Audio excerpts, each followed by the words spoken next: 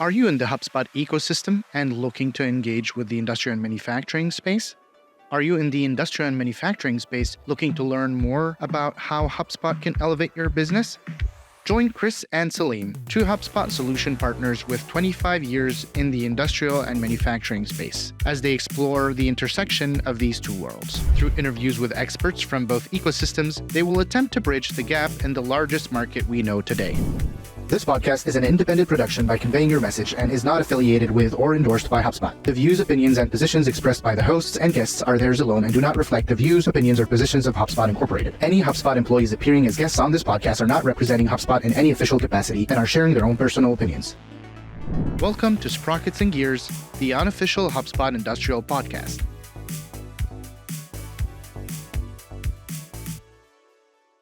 Hey everybody, on today's episode of Sprockets and Gears, we are joined by the founder of Workflow, Christopher Barnett.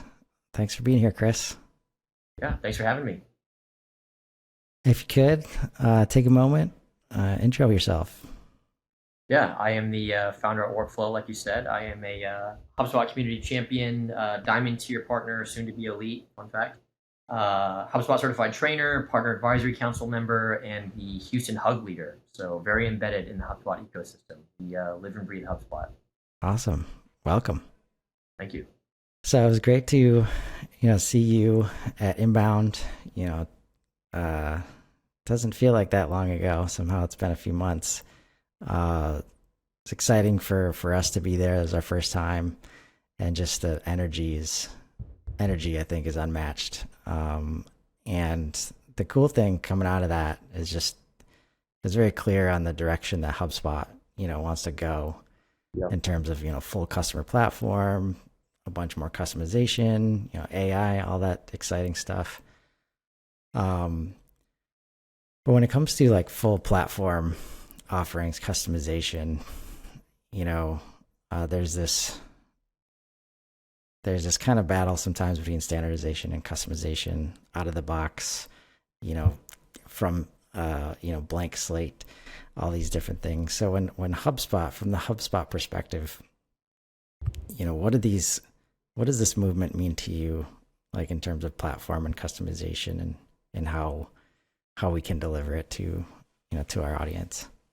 Yeah, I think one of the key takeaways that I found from Yamini's speech on Partner Day actually was partner-led growth is really the key to HubSpot swimming up market.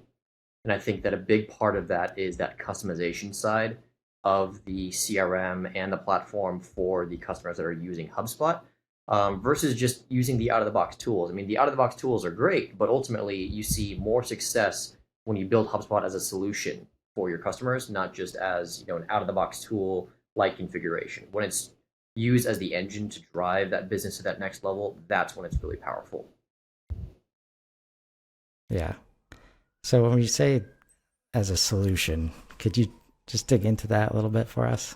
Yeah, it's one of the things that I harp on about on LinkedIn and different podcasts is solution selling is a big one for me. And so solution selling is posing the actual product as a solution for the customer. So it's not just thinking about the pain points they're experiencing now. It's thinking about how HubSpot can be a full suite solution across marketing, sales, service, every team member, every process, every platform that's integrated with HubSpot essentially drives the business to that North Star goal, right? So figuring out, if I want to become $1 billion company, how does HubSpot factor into the roadmap to get me there? Not just solving my pain points now, but solving the pain points and going beyond. That's really what solution selling is.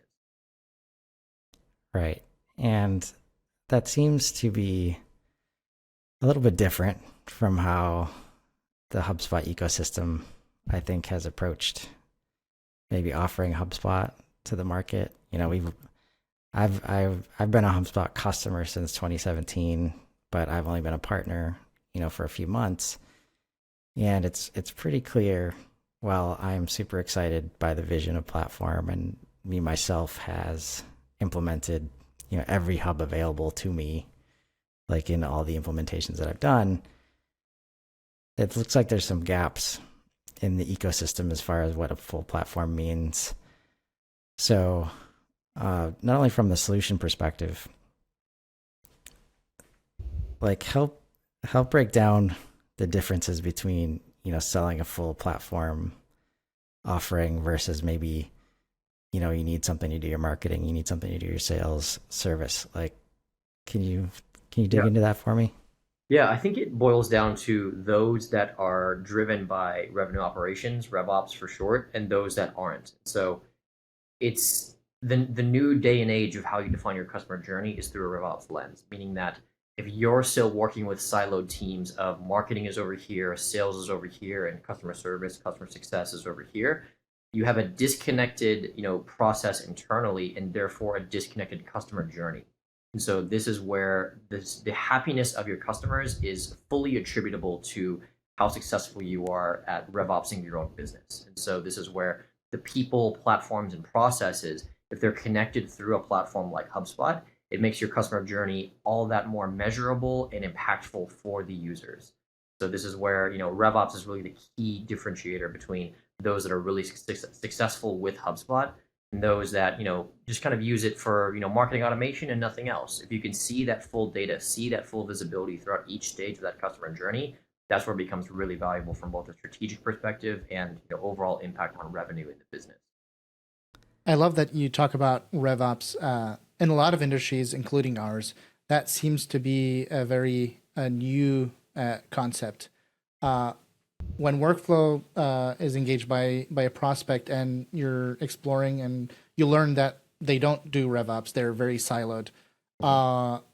Which way do you go? Do you go through the education to try to get them to embrace RevOps and help them, or do you usually disqualify them? And just, can you talk us through how workflow goes about this situation? Yeah, usually what the workflow team does now, and what we will continuously do, is educate on what the impact of RevOps is on the business. Because most people, like, imagine in your industry or the niche that you guys are targeting, really don't know what RevOps is, but they're likely doing a smaller version of RevOps already, whether that's in the form of, how do I understand how my sales team is performing with the data that I have in my current systems, or, what's the process for someone, delivering a, machine to a customer, whatever it is, right? And so there's likely some small facets of RevOps built into their current business. So it's a matter of, how do you make that user understand you're already kind of doing RevOps? Here's how you can expand on it across every vertical in your business, across every touch point, across every platform and person inside of your company. So it's where educating them, especially in those niche verticals, is really showing them, here's what you're doing right, here's how you can do it better.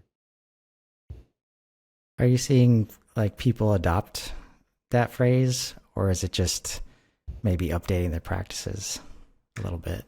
I think they see the value in it when you get the visibility into real-time performance. So, marketing is a, big word that gets thrown around, but it's also probably the most complex out of the three, areas that we've talked about: marketing, sales, customer service, because marketing really touches all areas of that journey. So you touch that top of funnel, you can nurture mid funnel, and then you can recycle or re-nurture in that, like, customer service, customer success stage. And so when they see the impact via attribution models in HubSpot or customer journey reports in the account, that's where the visibility takes that business to a new level, because they can understand, here's how my channels are performing, here's how they are or aren't driving revenue for the business, and here's how I can optimize my spend or my strategy to lean into the verticals that are performing well for me.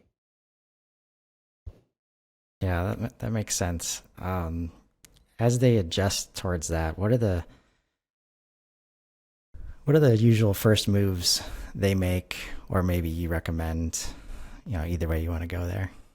Yeah, first moves is really just ensuring that HubSpot is the engine for everything. And so it's, you can't expect to measure the success of the strategies or, initiatives that you have in the business without a platform to measure it, if that makes sense. So if you're not measuring your success, if you're not reporting on, your general performance, you're flying blind, is the common term that we hear in the ecosystem. And so when you're flying blind, you're unable to make decisions. And ultimately, data drives decisions, and we want to focus on the most actionable data. HubSpot gives you the visibility to find that actionable data and pivot your strategy accordingly. So step one in that process is find the CRM. We prefer HubSpot, obviously, that can give you the actionable data in real time. It's interesting you mentioned the finding the CRM. have you been in situations where there's an existing CRM that is kind of in the way of getting that vision across the finish line? A CRM that is not HubSpot. Yeah. What is your approach to tackling that situation? Do you try to work around it, or do you work on educating on and helping them get out of that situation and have HubSpot in place? Yeah, it's a good question. So this is where solution selling is, not just getting everyone on board with HubSpot, and that's the last platform that you'll ever use. It's a matter of HubSpot is the engine that can take you to where you want to go. But if it means that you have to use other platforms, this is where the beauty of integration comes into play. So I imagine in your industry vertical that you're targeting, you're heavily reliant upon ERPs, if I had to guess. And so Correct. ERP integrations with HubSpot are absolutely necessary. Like we have customers in this vertical, in this space as well, and we always integrate the ERP with HubSpot for things like inventory management, live tracking of like what's in stock, and how the sales team can pull that without having to go into another system. And so usually it's a matter of figuring out. I kind of reiterate the phrase: here's what you're doing right, here's how it can be better. And this is where usually the solution there is your ERP is giving you this visibility. Here's how we can integrate that visibility with HubSpot to give you, X, Y, and Z in the sales process. How about the personnel, or the people that you're usually working with? Because I think one of the challenges I've experienced for sure is that marketing, or the marketing guy, is generally first to see these issues, because we got to start talking to the customers more. It's often an initial ask, like, how do we market to our customers? And then, it's like, well, can I have a list of our current customers? And I can't get it out of the ERP. So we find a bunch of, let's say, places for improvement, and marketing's not really in charge of any of those places. Mm-hmm. So do you see companies moving towards like an ownership of the complete system? Are the successful ones, building a group of stakeholders that manage it? Yeah, it's a good question. The first thing I'll say is that each use case is different, right? And so it depends on the use case. But for the majority, in the perfect world, usually each of the stakeholders are united by one common goal, and that's driving revenue. Whether you're in marketing, whether you're in sales, whether you're in customer service, customer success, which is more revenue retainment, your common KPI across the entire team and business is driving positive revenue, right? How can you become more profitable? And so this is where, when you have the group of stakeholders that have influence on revenue all inside of the system, as in HubSpot is the uniting system that brings everyone together, that's when it is extremely powerful, and that's when you get the buy-in. When it's not a matter of marketing owns this and there's friction between marketing and sales because sales doesn't think that marketing drives leads. When they're united in the same system and sales sees the value of what HubSpot's functionality and offerings can bring to the table from an enablement perspective, that's where it becomes really valuable, because marketing, sales, and service are working together in tandem through HubSpot. So how do you help companies achieve that alignment? Yeah, I mean, it's understanding the pain points and the goals of where the company needs to get to, right? And so usually the pain points from a marketing standpoint usually boil down to functionality, where it's like lack of visibility, automation, things like that. Whereas the sales pain points that we see are usually in things like, well, marketing's not driving leads, right? Marketing is not doing this, or I don't want to do manual data entry, things like that. Luckily, solving for those use cases and going beyond that as well with solution selling is really easy, because HubSpot offers a lot of those pain point solutions out of the box. And so solving for that is really just showing you, here's proof of concept based upon what I know about your pain points, and here's what I recommend to go beyond that to help you even further. So not only are we solving the pain points now and like patching the hole in the boat, we're going to drive you to that North Star goal. Right? We're going to get you there based upon what we think is best practice for you through a RevOps lens.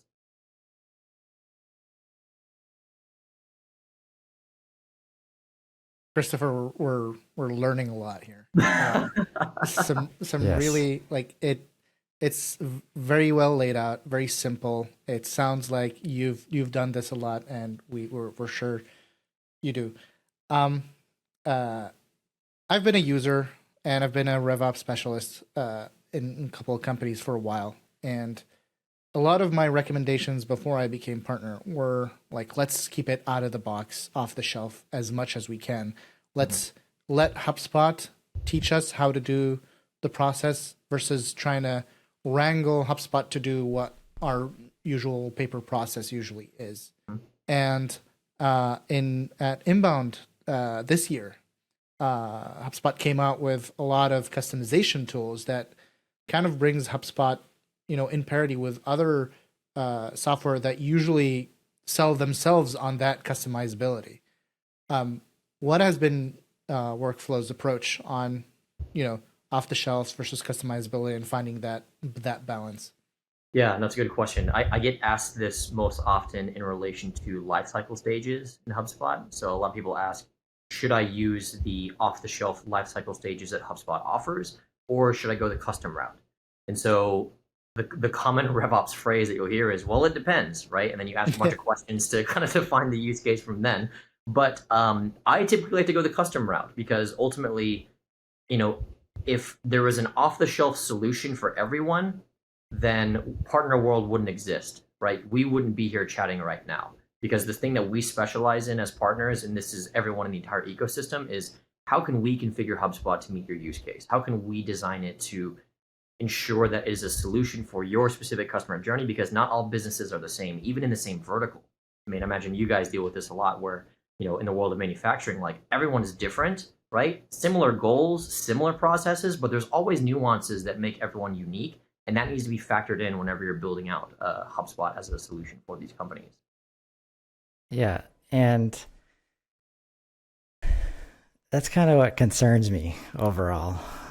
Because while all these companies are different, like the customers all want the same stuff generally. And that's most, and why I think ERPs usually fall short is they're not good at communicating anything externally, basically, and the customers just want to know what's going on throughout the process every time, like from all the way from filling out the form on the website through the package, showing up at their door, right?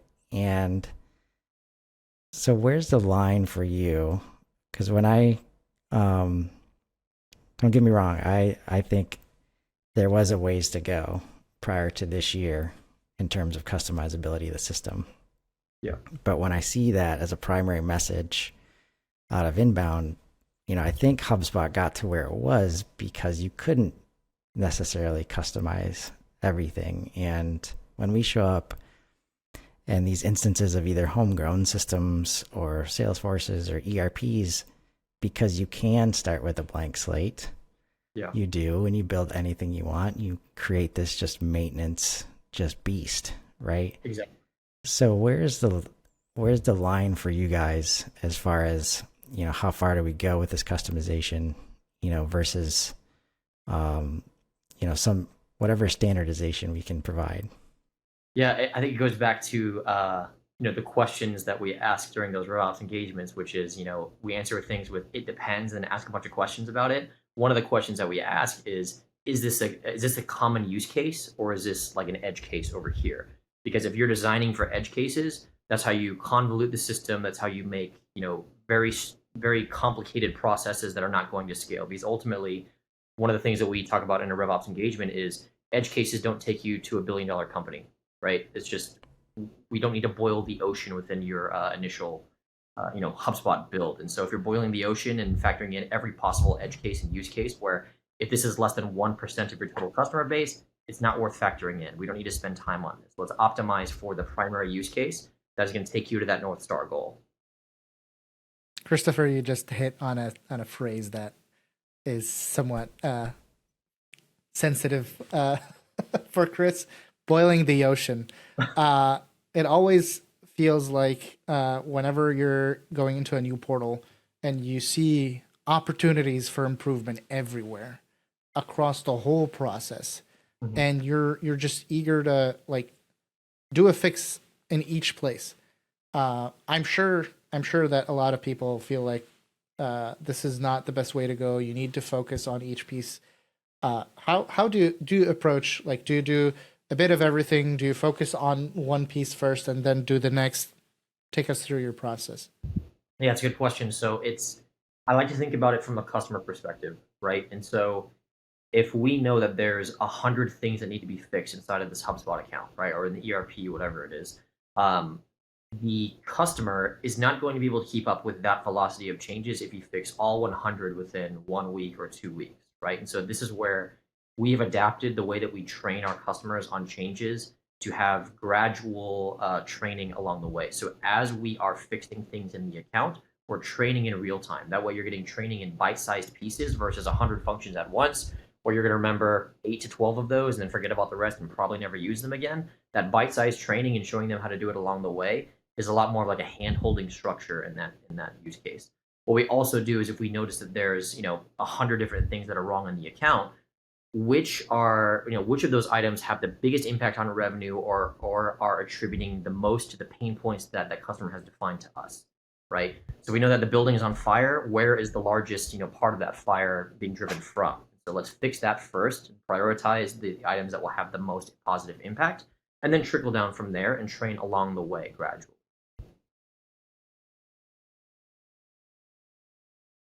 I can see wheels spinning as we're talking about this. Yeah, I mean, it's getting at the heart of some of these companies. They're just so far behind, and it's not really their fault, right? They've been doing something that has worked for a long time, very successfully, and now they just kind of have been thrust into this new buyer behavior, new within the last 5 years, let's say. And either the same things aren't working as in terms of like exposure and new business coming in, or they're just overwhelmed with the current stuff like onshoring and the manufacturing coming back to the US, and just like business is good in a lot of places, but too good, right? And since they haven't adapted, like they're just being overwhelmed by customer calls and the new needs, I guess, the new expectations. So I love that thought of the transition that you made. Like you mentioned, you updated the training and like kind of the piece by piece approach. What started happening to you guys to cause you to evolve in that way? Yeah, one of our KPIs during onboarding is ensuring that the customer knows how to use HubSpot, top to bottom. And so ultimately, one of our KPIs is, you shouldn't have a reliance upon us to use HubSpot on a day-to-day basis. So if you know how to use, every function that's related to your job role, that means we do our jobs, right? What we were seeing is if we save all the training towards the very end, if we do 90 days of onboarding, right? If we finish all of your Marketing Hub stuff in week 3, that means that, it's been 70-ish days since that you've even seen some of the Marketing Hub aspects. So it's likely not fresh. So it's a bit of an optimization from our own internal processes, meaning that, we want to make sure that while it's still fresh in your brain, let's train you on it so that you can gradually use it over the course of the rest of onboarding. And one was speed of activation is really important for customers. They don't want to buy this system and then be locked out of it for 90 days. And so if we can show that there's proof of value, right from the get-go by configuring some functions and giving it to them to go and use, very early on, they see the value of HubSpot right from the get-go, meaning that it becomes a more sticky platform for the other team members that are, next in line to start using HubSpot. And so that's how you really increase that engagement and enablement across different teams as well, because when you hear that sales is loving HubSpot and they, find that it's so easy because everything's automated or whatever, the marketing team is going to be, kind of interested because sales never really said that before, or vice versa if it's the marketing. So this is where we found that speed of activation caused us to make that transition, as well as just general enablement side of the account. Right. And I think you touched on a key point there, is understanding all the stakeholders that can get touched by this. Because this is like, one of the reasons I love HubSpot is it can often move mountains where there was no chance in the past. And again, why some of the customization is great, but we don't necessarily want to, permission the hell out of the system either, so that we can create the silos that, were causing the issues before. So understanding those stakeholders, how do you go about, managing the focus versus like seeing those opportunities? Because I think this is where the ecosystem could use some help in understanding, okay, you've been offering marketing and sales services maybe, but this is where, the many levels of what a platform can do for a customer. Take us through some of the opportunities, but also some of the pitfalls if you don't, understand that, full system approach. Yeah, I think, I mentioned that we try to start with the customer in mind and work backwards from there. I think another big part of that is, my team can attest to this. I say this all the time: design with the end state in mind. Meaning that, again, we don't want to solve just the pain points now and then, we're done, because there's always going to be new pain points. There's always going to be new things that need to be solved. So designing with the end state is really that driving factor that gets us to where we need to go, and that's how we stay focused on the roadmap. In addition, it's a matter of factoring in, if we're going for the end state, what does the journey look like leading up to that end state? And so even with your industry, I imagine you're dealing with those that are either technologically challenged, if you will, where it's hard to show the power of HubSpot because some people are still doing pen and paper type of stuff. But imagine a lot of those people don't know that 35% of the workforce is now millennials. Millennials are all driven by tech. And so if you're not keeping up with your customer base as it's evolving, your business will fall behind. So even I'll throw another stat at you. From the solution selling course in the HubSpot Academy, shout out, 60% of people distrust the integrity of sales reps. People don't like being sold to. It's very, very simple. This is why car dealerships have such a negative reputation, where it's like they don't like being sold to. Some people are slimy and stuff like that. And so if you're not changing the way that you approach your customers with what the data is telling you, either from your own ecosystem or from your CRM, you're always going to be short from where that roadmap needs to be or from that North Star goal. And so I think it's kind of twofold: knowing what the end state is, knowing what the roadmap looks like to get there and how it's going to change, and focusing on the actionable data through the systems and the people that are inside of your business. Yeah, I think that end state that's where it's just so key, against the current state. Sometimes we don't even know where the current state is. Like, we haven't mapped that out, and always best to start there. But that end state, I think, is what is currently evolving, for a lot of partners in the ecosystem. And if you can take your mind there to like a full customer experience approach, just the world opens up, and this becomes, I think this is like very right tool, right time kind of thing.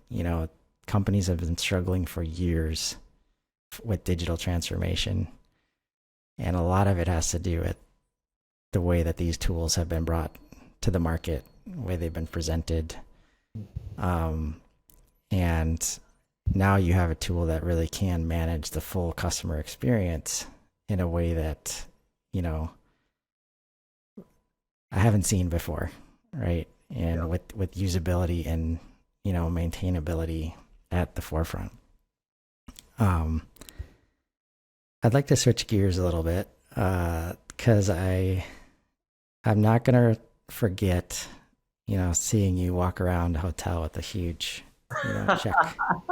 A huge, maybe the first time I've seen a check that size in person.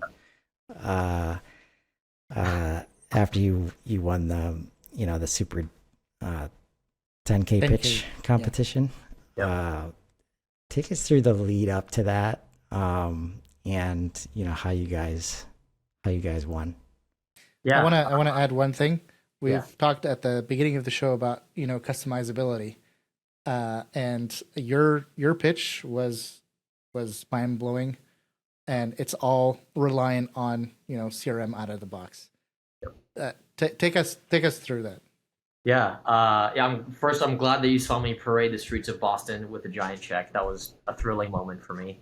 So the 10K pitch was solution selling at its finest. That's our best example that we've ever had of us building a solution for a vertical that has been historically difficult for HubSpot to target. And so you guys are in this same exact boat. And so this is where we designed a full enterprise level HubSpot account, a full Growth Suite enterprise account for a customer in the real estate vertical. And real estate is a very tricky industry because you have a reliance upon what's called the MLS. And that's basically your listing service for your homes, your properties, your rentals, whatever it is. Think if it's Zillow, Redfin, stuff like that. They use the MLS in that feed. And so when you're selling, commercial real estate or residential real estate, you have to integrate with MLS. And so for you guys, that's like the ERP is likely the equivalent of that. And so HubSpot is not considered to be a player in this game because the MLS is the one software to use because that's your data, that's your source of truth. But what we built is a full enterprise account that has off-the-shelf integrations with a platform called Real City, which is native MLS integration, where we can plug in the data into HubSpot immediately to show you all the listings in your actual city. And through the power of Super, we're able to productize that customized build, which sounds kind of interesting because we talked about the off-the-shelf functionality versus the customizable functionality. We customize the account and then productize it with Super, meaning that we can deploy this.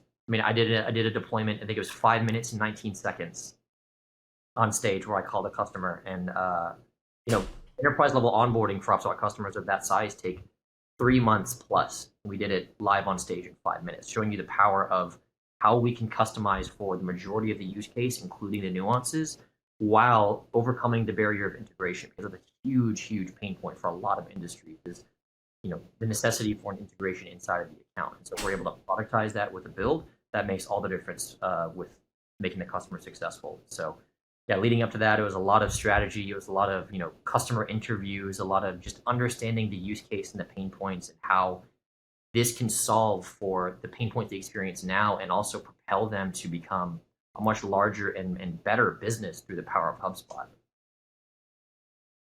Yeah, that's super inspiring, and was really glad to see that because I think that's what brings us kind of full circle in that,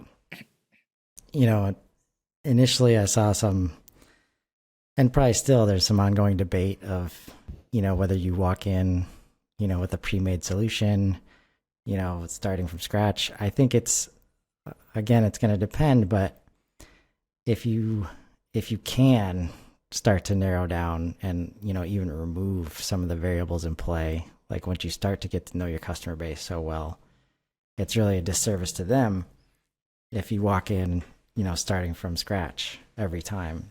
And that's where there's definitely opportunities, especially with tools like Super, to really innovate on the productization of the whole platform.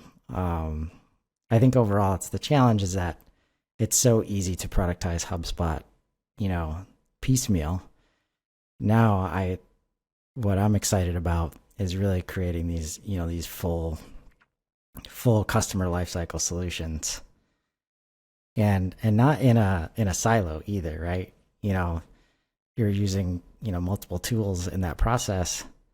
And I think that's a spot where I look forward to the ecosystem, continuing to build, collaborative mindsets, collaborative activities, because there's a bunch of smart people doing smart things all over the place right now.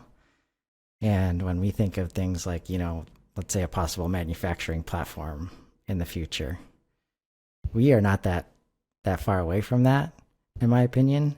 And it's because of the work going on in multiple different spots of the ecosystem and HubSpot itself. So it's something, really exciting.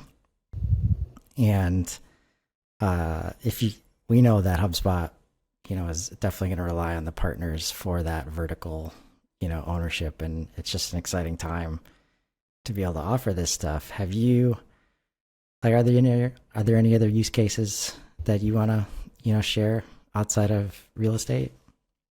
We've got a couple cooking right now for the next pitch at Inbound 2024, but that's the main one that we're focusing on as of now. I think we've made a pivot slightly with our Super usage to go kind of hub by hub.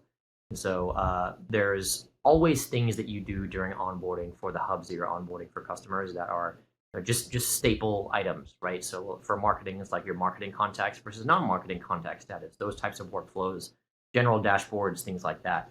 And so one of the value props, touching on what you said before from our Supered pitch, was what does this mean for partners? And for partners, using a platform like Supered to have this deployment of pre-built, productized, customized solutions is it gives you more time to innovate. It gives you more time to focus on the nuances, be more strategic with your onboarding because you're not having to focus on the monotony of all the general things that are just cool. Now I got to go create 8 reports, this dashboard, I got to label it with this taxonomy, blah, blah, blah. If I can just deploy that and not worry about it, my time is better spent focusing on the more strategic items that can help solve for the customer. I'm glad you mentioned that. I wanted to ask from 3 months to 5 minutes. That's a very exciting prospect. Like a lot of time that is you won back. How has that changed the way you go about business at Workflow? Like as young partners looking to climb the ranks, we would love to learn from your experience. Yeah, I think it's I've seen immediate impact with using Super in a couple of different ways. One is it allows you to take on more customers at once, right? And give them the same level of service and quality inside of onboarding, meaning that your onboarding time is cut down exponentially, as well as you're not losing value within that process. Because a lot of the things that we see, like especially when I was starting out, is lots of people tie time spent to value. And that's not really how it works, especially in the service, world, where just because I spend more time on it doesn't mean that it's more valuable to you. If anything, if I do it in a quicker time frame and it's still the equivalent value, it's a more valuable offering. I mean, it should be more expensive. And so I think that it's twofold. It's more customers at once, so higher customer frequency and greater quality of onboarding in the sense of being able to innovate for those customers to a more granular degree versus before. Yeah, and I think like maybe to put it a little bit differently, because this is the challenges that we had, and especially I had bringing modern marketing to the inside of organizations, is that it's generally not the tools that get in the way. That's where the pain is experienced often from the tools, but the people and the processes involved and these big implementations, the time spent is usually in like the tool side. It's very easy to go and feel like you're being productive, and so being able to automate and make time for the real relationships, because that's how you innovate, right? You innovate by truly understanding the pain points and going beyond, and you can only do that. Like that's something that you can't hack, right? That you have to spend time with your customers. You have to spend time thinking about the problems. And that's what, I'm excited about from a perspective of like, let's figure out as many of the variables as we can beforehand so that we can get to the customer and truly innovate, with their specific solution. So I love hearing that. I have a question.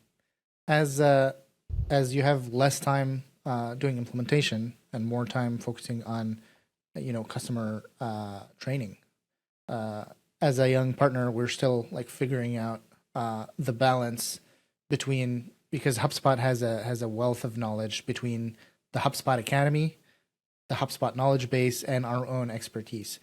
At Workflow, what kind of balance do you strike between sending users to a knowledge base or sending them or requiring them like, hey, you need to hit these courses versus you doing in person, or even if you have an on-demand training that is produced by Workflow? Yeah, it's a good question. This is where I learned this from my HubSpot certified trainer course, actually. Learning styles are a big thing with people. And so from what I understand, based upon our current customer base, not many people like to go to the knowledge base and read a big article on how to do X, Y, and Z. Just they lose interest, they don't follow it, and they want to be, just shown how to do it and or have someone else do it themselves. We found that our sweet spot is through like Loom videos or just general screen share recordings of the solution. And what we've done is we've built this giant library of essentially every HubSpot function and how to do it inside of a demo account, meaning, this is how you can change lifecycle stages. This is how you can create workflows. Here's a basic 8-minute video on an automation strategy in HubSpot. And so we have that available to our customers now, and we see lots of activity in it because typically it's more user friendly and a better solution than like a knowledge base article is, because they can just walk along or like watch along on their screen and just kind of follow us as we do whatever we need to do inside that Loom video. And so there is a fine line between showing them how to doing, like, I guess, giving them a fish versus teaching them to fish, sort of thing. But we find the Loom video is a good sweet spot between those. And with HubSpot being such an ever-evolving product, like last year, was it like almost 2,000 product updates? How do you keep your existing, training database up to date? And how do you decide which part to tackle and which part to, it's fine if this specific piece of information is out of date for now? Yeah, that's a good question. I think we gauge that based upon how applicable the new product update is to our current customer base. And so there's always small updates that come out where we think, that's cool, but not really applicable now. Whereas there's giant updates like conditional properties. Like we roll that out to everyone in our customer base. And so things like that are ones that we add to the Loom library, and I'll post it on LinkedIn and stuff like that pretty much immediately. So I think we gauge the quality of it based upon how applicable it is. But yeah, I mean, I want to keep up with the velocity of product updates. And I get asked this question a lot where, people kind of get frustrated with the velocity of product updates. And my counter question is like, well, HubSpot doesn't have to listen to their customers if they don't want to. They don't have to release product updates. So if anything, we're in a very luxurious position to be able to have, each of these product updates and have a company that is so willing to listen to their customers and deploy these updates, usually free of charge. They just happen to go into the accounts and play with them as needed. That's, a pretty cool thing from such a big company, is what I always say. I have to admit, the conditional properties, it was a funny anecdote. Like when I saw the update, I was like jumping in my seat, like yes. And then my wife's looking at me, is like, "What's the matter?" Like conditional update, conditional properties. Like, yeah, what's the deal? It's like, we never had those. Like, yeah, it's something that us HubSpot users can get excited about. Like the outside world's like, yeah, they just don't get it. Yeah, they just don't get it. So I'd like to do some rapid fire at the end. Okay. Have to figure out a good name for this segment. But in terms of HubSpot tools or uses, most underrated tool, in your opinion? I'll do Hub and then I'll do Tool. Most underrated Hub, Operations Hub, by far. Most powerful hub to drive a business, in my opinion. Gives you the ability to integrate, format data, keep your CRM clean autonomously. Very, very powerful. Most underrated tool as of now, Prospecting Hub. Prospecting Hub is newer to Sales Hub and fully enables sales teams to understand the difference between leads, deals, and general book of business management from top to bottom. It's funny how everyone who has Operations Hub got it in a bundle. Yeah. Yeah. I don't think many people understand the power of it. I mean, it's speaking of that Loom library, I'll share it with you guys. There's some cool stuff that we've done with Ops Hub in that Loom library. Yeah, it really is starting to enable scale like at a new level. And it's, we're building it into our solutions, and it's going to be a key piece. Most overrated tool. Ooh, overrated tool. I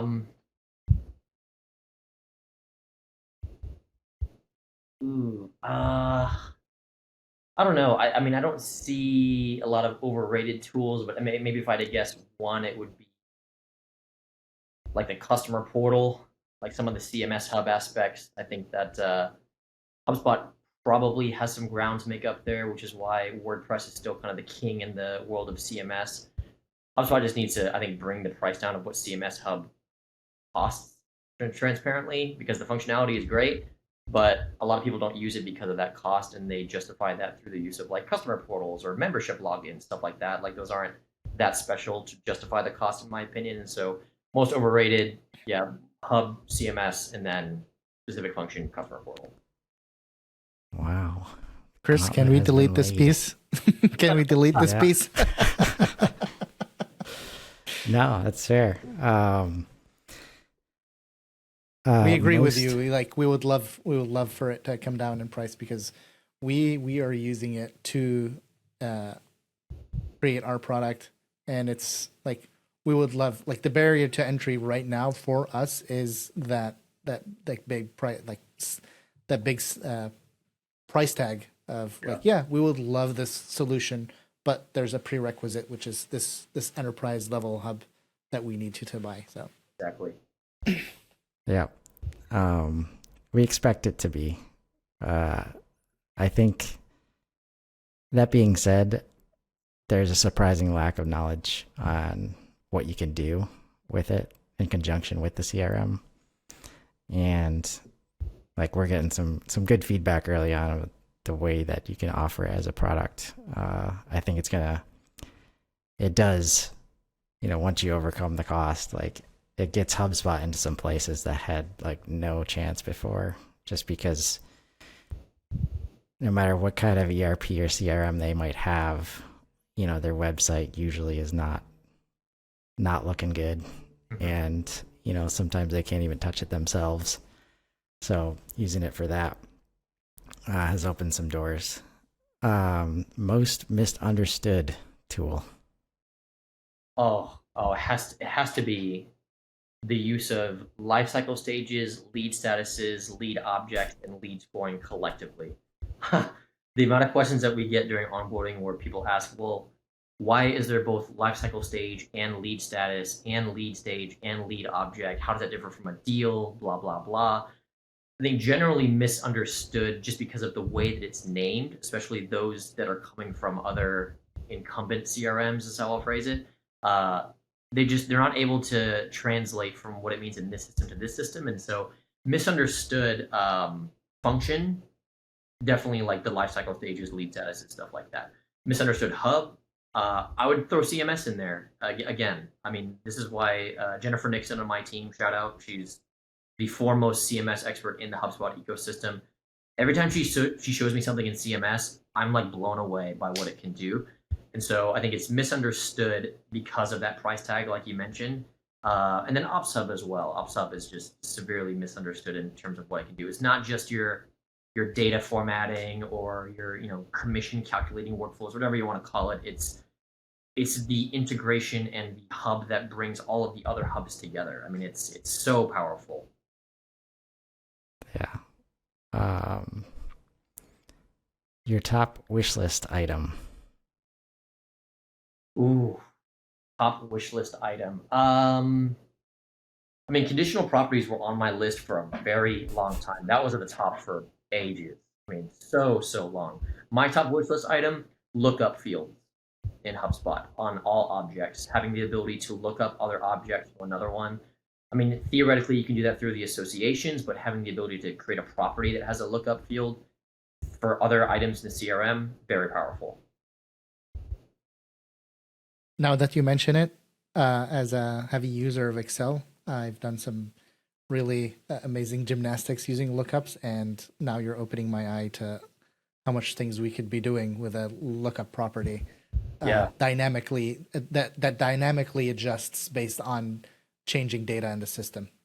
Yeah, we have an ad hoc solution right now with Ops Hub and CMS Hub, actually, where we actually have an Ops Hub Python script running in the background of a HubSpot landing page with a form where you can go and search companies in the CRM for like partner registration.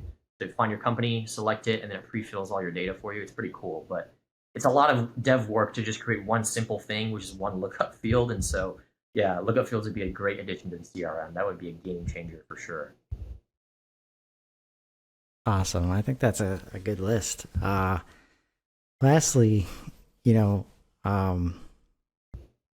again, we're trying to educate on, the platform side of things and what that means going forward for not only for users, but for the ecosystem itself. What's one piece of advice you can give the ecosystem when it comes to, truly offering a complete solution or a complete platform to their clients? Yeah. I have a couple of things. So I remember when I started as a partner, I mean, it's tough in the beginning stages, right? It's just, there's a lot of grinding that you have to do in order to get to that first, gold tier or platinum and so on and so forth. I think one of the most important is RevOpsing your own business, right? So RevOpsing your own agency.